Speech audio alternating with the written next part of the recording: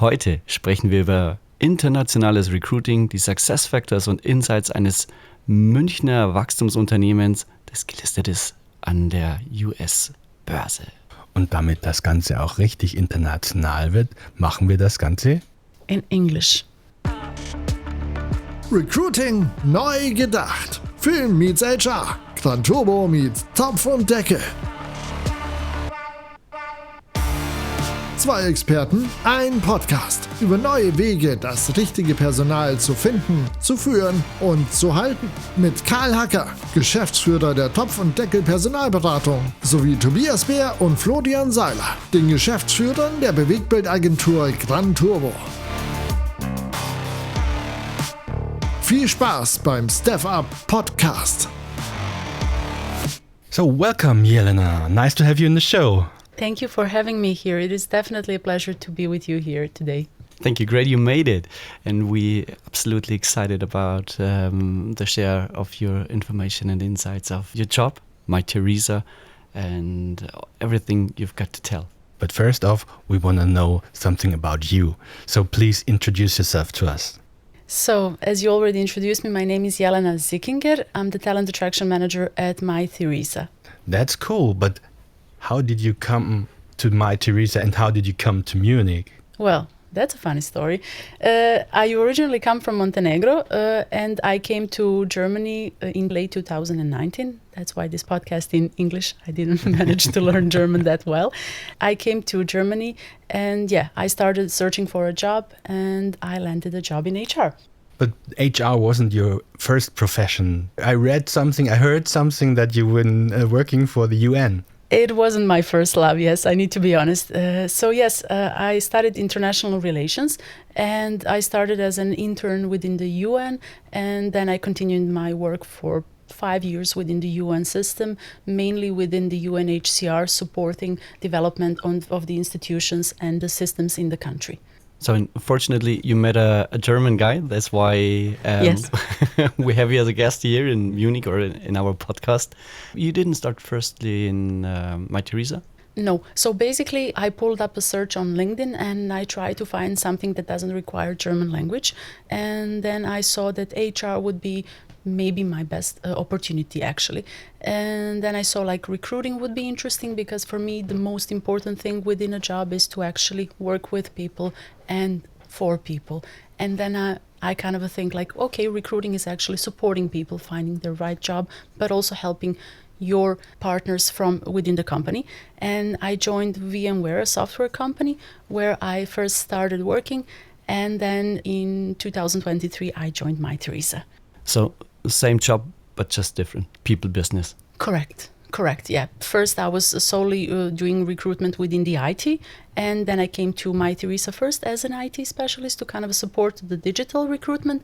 But then as the time passed, we kind of shifted, and then we're supporting different units, which I really think is beneficial because then you actually hear more, learn more, and then you kind of expand your expertise. So now I'm supporting finance, IT, creatives, the store, sometimes even the logistics part, and Mm-hmm. So we had Björn Kastel as a guest, so the CHRO from Mytheresa, and the story was that I met Mytheresa already in 2018 as a very small company, around 500 to 600 employees, and today you count more than 2,000. So it was a huge growth. Big growth, and I would assume that because of that big growth, due to that I also joined the company. I would think that the actual growth, apart from the actual success of the company, COVID helped it. A lot of people couldn't go out and people wanted to buy nice stuff, luxury stuff, and therefore we needed to expand as a company, and definitely it is a success story because if you see from the beginning how the company started and where we are at the moment. And if you also read some articles like Vogue Business titled Our CEO as the Last Man Standing in the e-commerce luxury world, so definitely, yeah. Mm-hmm. You had to expand the HR department. So how many employees does it count, more or less? Just a rough figure. So I would say that we are somewhere around 50, plus or minus, give it or take. And within the TA, we have all in all around 15 people, but we are kind of divided into the TA corporate and the TA logistics. So you're working not in the blue color, but in the white color? Yes, mostly. yes, I'm working in the TA corporate. Okay. And what kind of positions you're looking for? So we have from the kind of a fresh graduate, so we have like practicums, internships, working students, and then we have like junior level, mid-level positions, senior level, heads of, team leads, directors, and it goes up. The most interesting question for me is, do you still use Xing, or is it mostly on LinkedIn work? Because of course, international is not really related to Xing because it's focused on the DACH region. On the DACH region. So I would say depending on the position, because if we have a position that requires, let's say, fluent German skills or something that is kind of closely connected to the DACH region, I don't know, like a software like Data for finance, then you can. And you definitely work on Xing. But majority of our source candidates come from LinkedIn. LinkedIn is the best at the moment. And what I always say to people who are not kind of aware of that LinkedIn is existing, believe me, those people still exist. They would go to Arbeitsamt to find employment. LinkedIn is the place to go. Even if you're searching for a job or if you're trying to find the right candidate, definitely today that's the best pool of talent. And do you still achieve placements due to job ads? Yes, we do. Depending on the department where we're hiring, because there are different job portals and job ads, then we place our vacancies online and then we track that. But like I said, there are here and there positions that we actually land from these job portals, but majority are either from LinkedIn or from our direct applications that come through organically through our website. Oh, okay. What other ways do you use to get talent or to contact talent? And what role do you see for yourself in that way contact?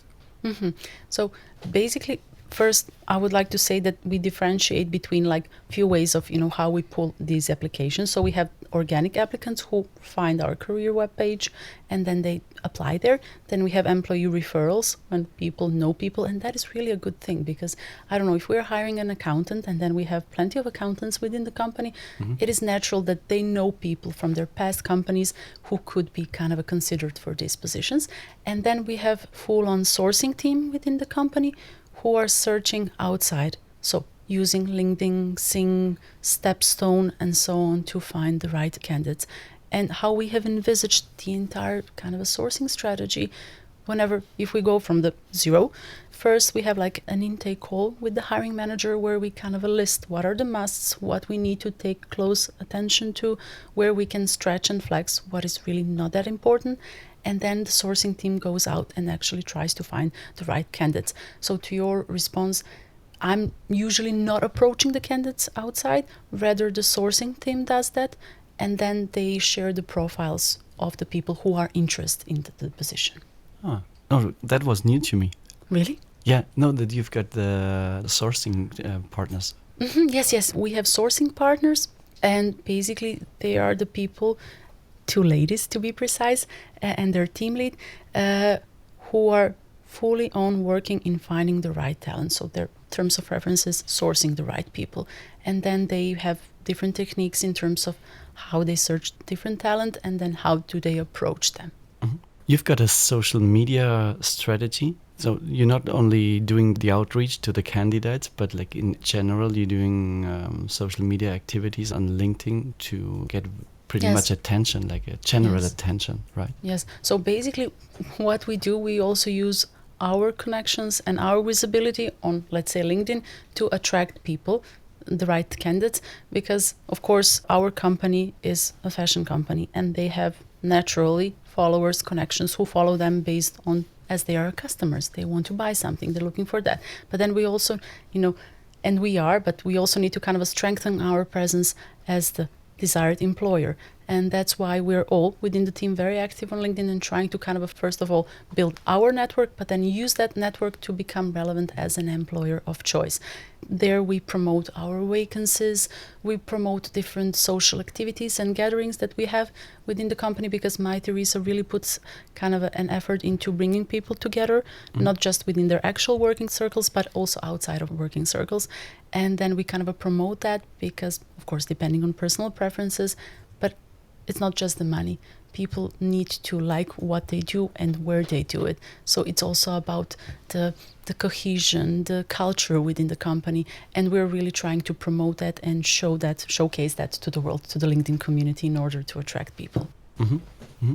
Do you share insights within the team? What is the best way to write a post? Like put people's name, link it to the profiles, do some hashtags. So, I mean, we have some kind of a standardized hashtags, which you could see like hashtag only at Mytheresa, but then we also kind of tailor it based on the needs that we have. I don't know if it's a finance position, something that catches, or like a software that they need to use.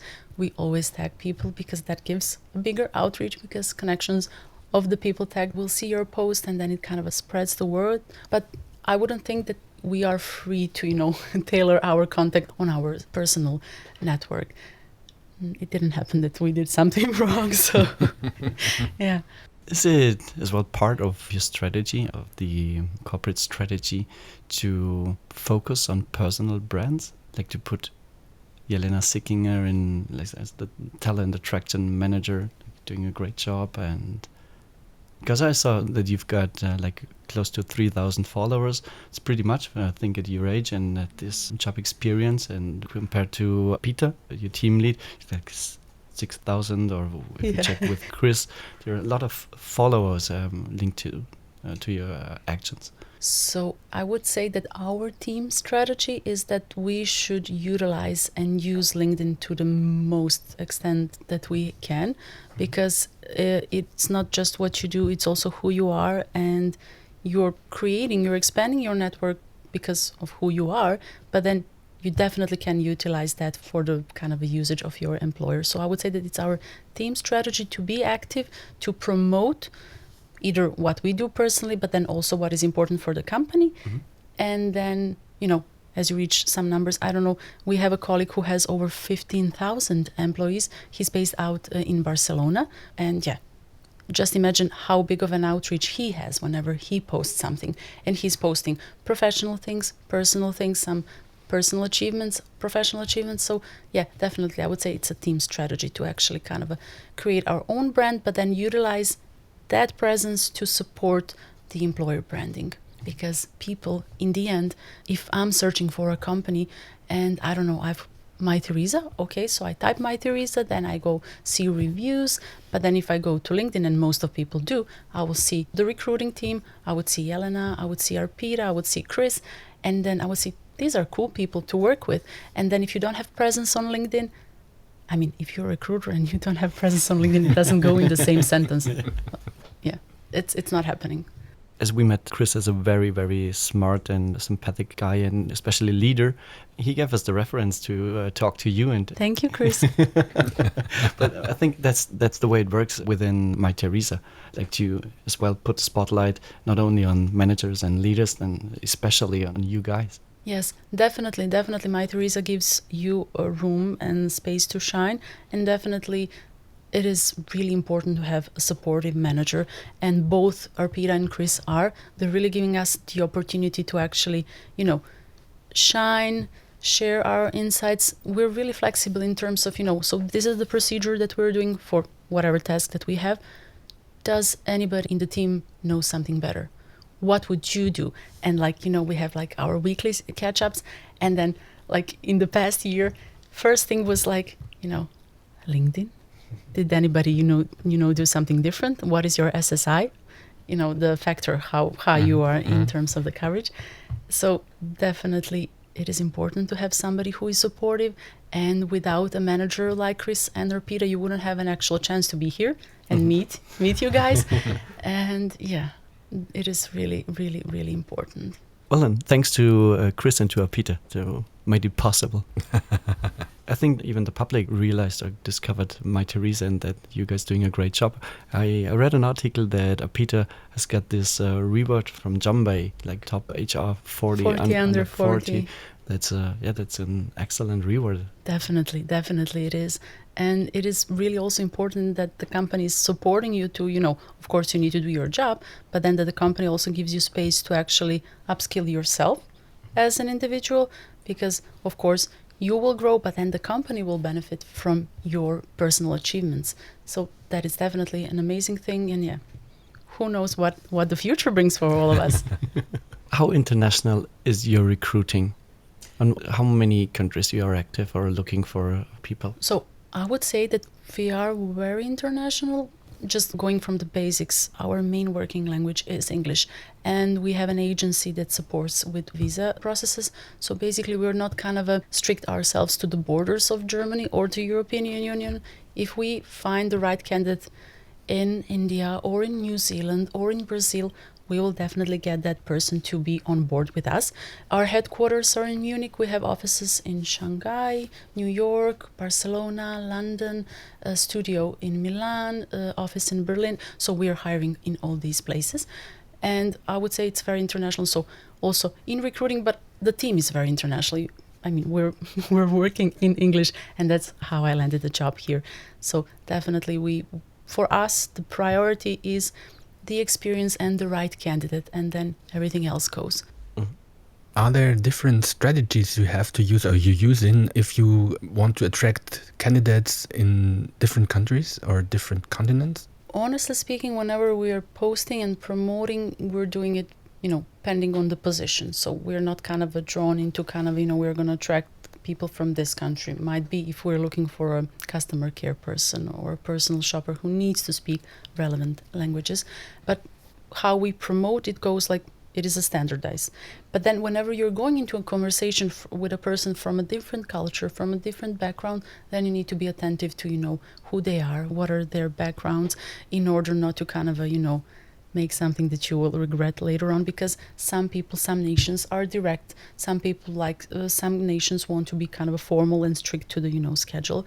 And yeah, depending on that, but that is kind of like the pre-work of a talent attraction manager. Before getting into an interview, you need to kind of study the person. You need to know who they are, why are they thinking to relocate or to apply for your position. You need to kind of also dig into their past, if they ever kind of applied to Mytheresa before, what was their experience before, so you're not kind of stumbling after they ask a certain question or something. But yeah, we're definitely, a lot of work needs to be done before engaging with a candidate. But in terms of promoting the position, it is a standardized, depending on the department and the needs of the position. But then also I would like to say that we are open that if we found out on the road that something is working out, let us use that, let us utilize that, because in the end of the day, the most important thing is to find the right person. How helpful are the KPIs? Do you orientate on KPIs? Definitely they are important because they measure how successful we are in terms of hiring, in terms of supporting our business partners. But then I would also say that, quantity is important, but then also quality comes, because you cannot measure everything with the same numbers, because there are different situations, and then you're always cooperating with people, and certain things can happen, and then you can have like a position open for half a year or even a year, but it's not because you did something wrong or your business partner did something wrong. Maybe the person couldn't get visa, and then those KPIs then would be messed up. So I would always focus on the quality, because that's the most important thing, because numbers in the end doesn't matter if, you have amazing numbers, but then people that you placed are not satisfied or the department is not satisfied.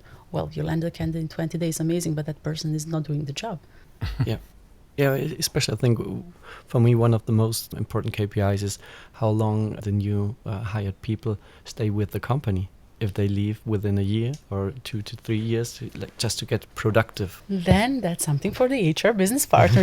We attract people. We are not responsible for how long do they stay. So that's also an interesting topic, not just Mytheresa related. And I think that is also kind of a culture related thing, because back home, people they just find a job, and usually they stay there up until, their pension time. And here people are more fluid, I've seen so many people of my age, I'm not that young, but it's kind of, newer generations, and then they don't consider their employer as, they will be there, they will grow there. They just want to find the right opportunity in terms of money most of the time.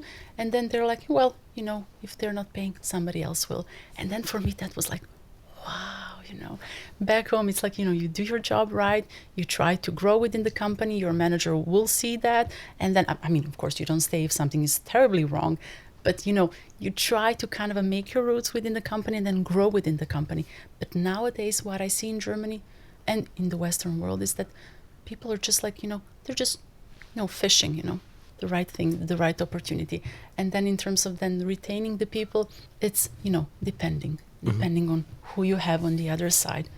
Yeah, and I think that fact you described as an evidence how important HR became in the last 2 decades, I would say, and how important this cooperation between the departments and the HR business partner, or in general, Mytheresa, you said like around 50 people. Yeah. We know companies like, let's say, between 1,000 and 2,000 employees with an HR department far less than 40 people, let's say, like 10 to maybe 10, and that shows that Mytheresa has got the proof that HR is We're very a bit ahead of a game. yeah, but that's very, very important. It is really important, and you would see the usage, the power of HR whenever you have like Chris always says, you need to be present. You need to establish relations with your business partners. For me, that is a hiring manager. And then whenever that hiring manager come to you to ask for, an employee relation question, or they're asking you, like you're an expert on some kind of HR related topics, then you see the power that you have as an HR and how great a deal HR has in terms of creating a sense of community within the company. And then like we have, the usual suspects. So we have HR business partners, we have diversity team within the company, TA, talent attraction team. So we have expanded in all the directions in order to support the company from all aspects. Because of course they're doing their daily job, within the finance, but then that's just the job. If there is any issue or something is not working right, you come to HR, you ask for the advice, whether you be an employee or a manager of that person, and then HR helps you find the right solution. And then when it comes to employee branding, like I've said, we are, as talent attraction managers, I consider myself as the forefront of the company. We are the first people that the candidate will see whenever they approach or decide to apply to Mytheresa. So then the first impression that they will have about the company comes from you. And it's really important that you give that right impression. And I would say, if you're dealing with people, you need to love working with people. We all have our bad days, but you always need to be there. You need to give your 100% and to kind of make them believe that this is the company for them. And I'm not trying, to lie them or whatever. I come as a sincere person, but I always kind of focus on those positive things and positive aspects, and there are plenty of those. And, after the conversation, for me, the best thing is that whenever you hear feedback like, that is really amazing, thank you for sharing that extra thing that I usually don't get from a recruiter, because usually recruiters just ask, an in-house recruiter, we're just like, asking questions, all the things that they need, and then like, any questions? No? Bye. Yeah. Done. I usually first speak about the company, about the working culture, working model, just to kind of give them a sense of that. So definitely we are the forefront. HR is the face of the company for candidates, for attraction of new people. And then I also had situations in which people had bad experience in the past, and then they were like, well, Mytheresa did this and that. What have changed? And then you need to kind of, explain to them, try to kind of better up that past experience, which might not be the best one. So definitely, when being a recruiter, you need to love working with people.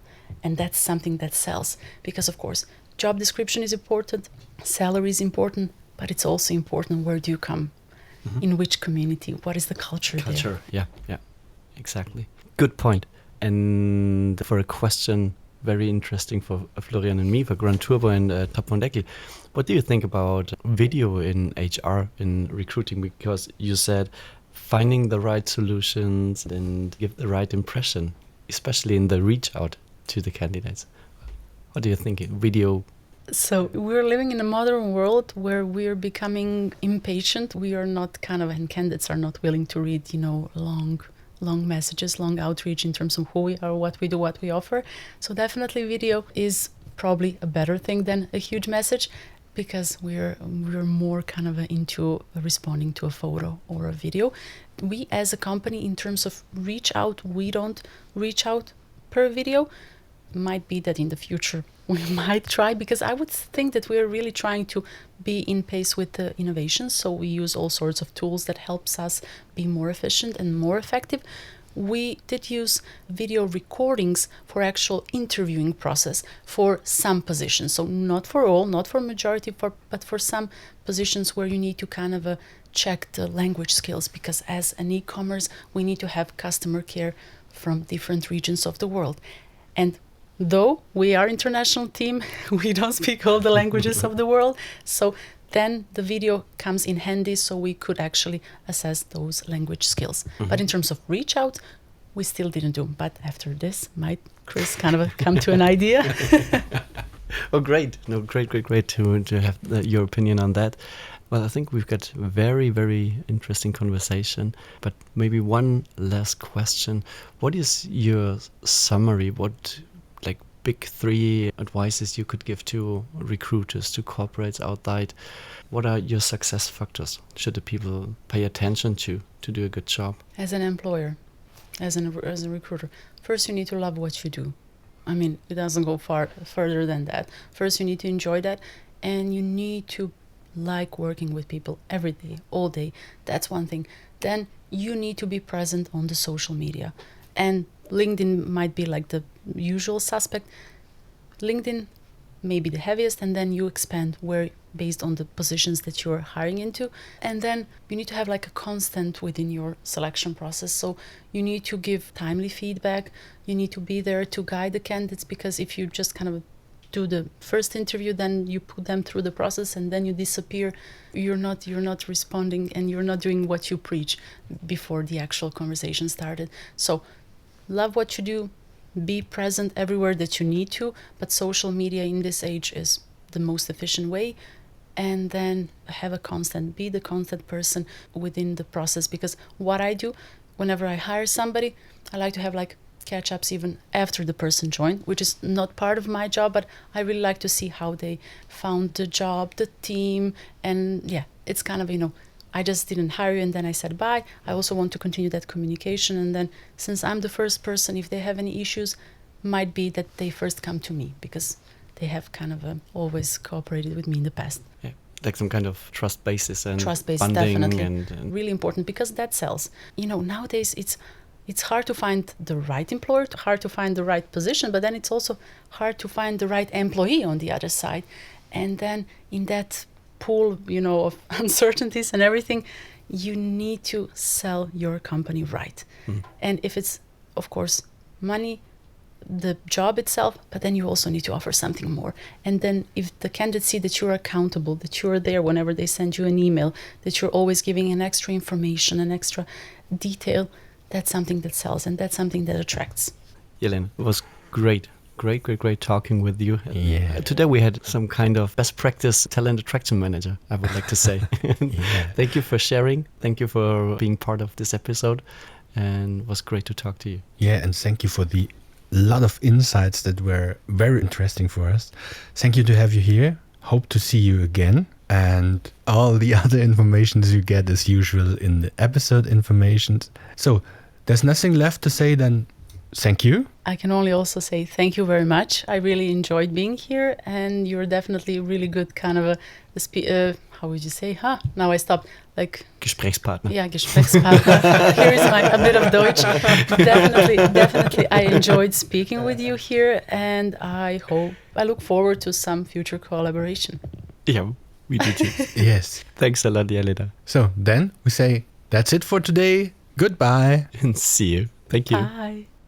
Du hast bis zum Ende gehört. Wie hat's dir gefallen? Lass uns gerne dein Feedback zukommen. Und wenn du wissen willst, wie du dein Unternehmen gegenüber der Konkurrenz abheben und attraktiv präsentieren kannst, du dein Recruiting auf ein neues Level hebst, du die richtigen Mitarbeiter für dein Unternehmen findest und die Mitarbeiterbindung erhöhst, dann haben wir genau die maßgeschneiderten Lösungen. Schreib uns unter hello@stefup-pod-cast.de. Mehr Infos über Topf und Deckel und Gran Turbo findest du auch auf unserer Homepage www.stefup-pod-cast.de.